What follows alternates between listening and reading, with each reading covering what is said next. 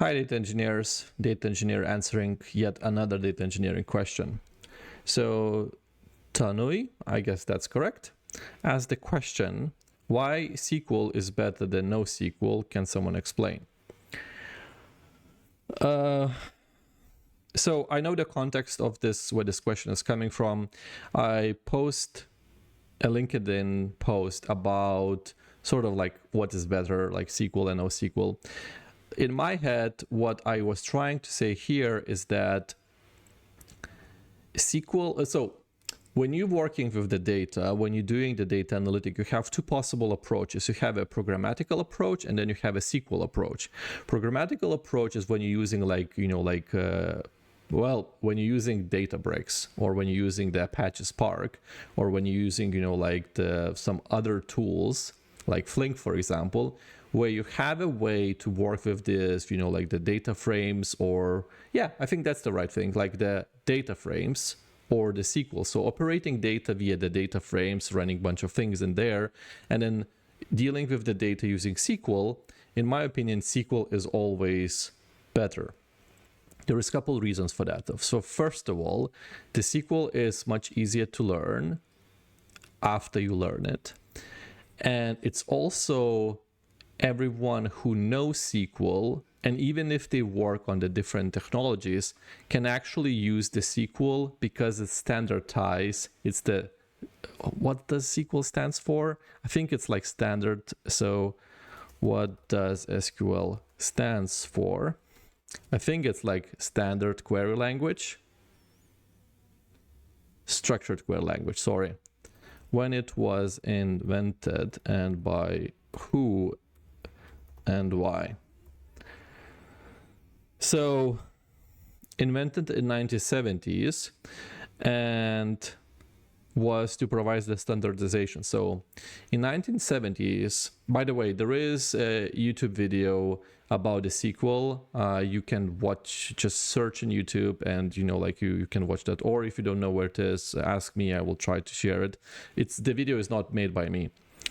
It's actually professionally done. So there was an interview asking people who actually created, the SQL, and like what was the purpose. So the general idea was the following, is that in the rise of the databases, every company together with the databases would be providing their own way of querying the data or reading the data. And what you would want to do, you want to sort of like a companies was like, okay, like we don't really know which database is better because like they all sort of like works fast, but like if there would be a way to measure that. So what they, the government was, so US government was sort of like looking into buying the databases themselves, but they wanted a way to measure things. So they sort of like ask someone, they said like this, like in IBM, I think there was sort of like, okay, let's figure out a way how we can measure this thing. And they came up with the SQL. And the idea was that, okay, like the SQL is the sort of like a way to query the data, and everyone should implement that. And this is what happened, right? So through the time, SQL became de facto language for each database, data warehouse, for whatever you want. If you want to access data, if you want to be called a database, you need to support SQL. Now, with the rise of the Databricks, like Jupyter Notebooks, Pandas, Polaris, and other things, where we have this data frame, like Scala as well, people try to look into data programmatical approach, where you sort of like would write the functions, would try to deal with that.